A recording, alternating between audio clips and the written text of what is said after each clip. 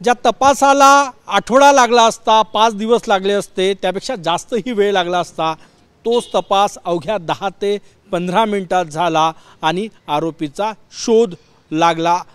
ही story आहे नागपूर जिल्ह्यामध्ये 10 August रोजी झालेल्या अपघाताची।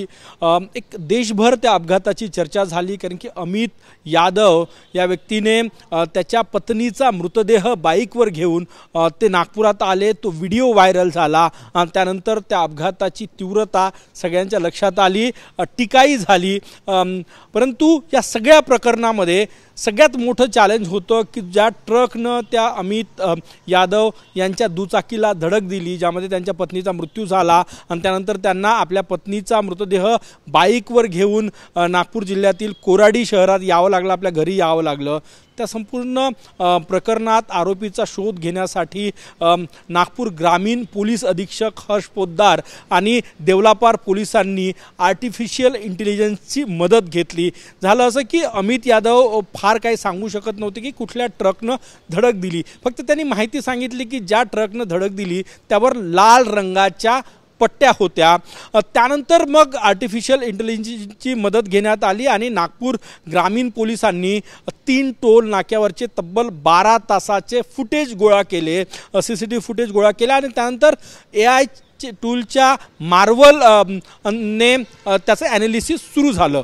हीच पद्धत अगर पारंपरिक पद्धतीनं पोलिसांना बसवून जर केलं असतं आपल्याला तर आठवडे लागला असता, जास्तही वेळ लागला असता, ह्यूमन एरर वेगळे। परंतु AIच्या या मार्वल टूलनं अगदी ॲक्युरेटपणे 10 ते 15 मिनिटात तो लाल पट्टी असलेला ट्रक शोधून काढला आणि मग अपघात कशामुळे झाला आणि या अपघातातील दोषी कोण आहे याचा शोध जो आहे तो पोलिसांना घेता आला।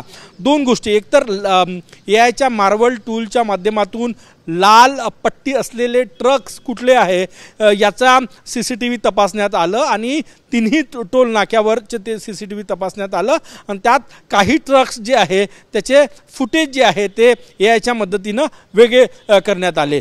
दुसरं एक ॲनालिसिस, कारण की AIनं जेव्हा डेटा ॲनालिसिस AIच्या माध्यमातून केलं जातं तेव्हा दुसरी एक पद्धत होती की ॲव्हरेज ट्रकची, कारण की त्या 4 तासात त्या टोल नाक्यावरून गेलेल्या ट्रकची ॲव्हरेज स्पीड किती आणि अनइवन म्हणजे नियमित स्पीडपेक्षा जास्त वेग कुठल्या ट्रकचा होता, अशा 2 बाबींवर AIच्या माध्यमातून ॲनालिसिस करण्यात आलं आणि मग जो समोर आला तो उत्तर प्रदेशातील एक ट्रक ड्रायव्हर ज्याच्या ट्रकने धडक दिली होती आणि त्याला शोधून काढण्यात आलं। मग नागपूर देवलापार पोलिसांची एक टीम उत्तर प्रदेशात गेली आणि त्या आरोपीला या ठिकाणी घेऊन नागपुरात आणण्यात आलं, सोबतच त्याला ताब्यातही घेण्यात आलं, ट्रकही जप्त करण्यात आला। ही महाराष्ट्रातलं हिट अँड रन प्रकरणातलं AIच्या मदतीचं हे पहिलं डिटेक्शन आहे जे नागपूर ग्रामीण पोलीस, देवलापार पोलीस आणि नागपूरचे ग्रामीण पोलीस अधीक्षक यांनी केलेलं आहे।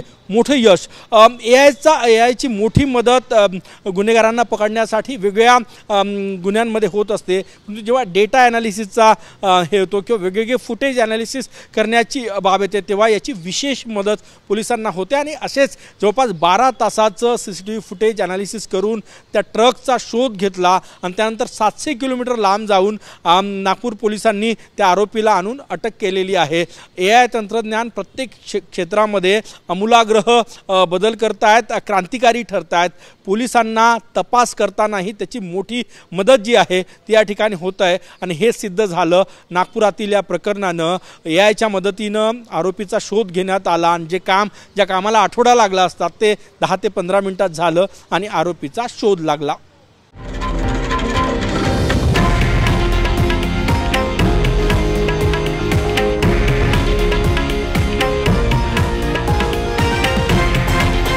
हे आहे देशातील नंबर 1 न्यूज नेटवर्क आणि आपण पाहत आहात TV9 मराठी, एकमेव।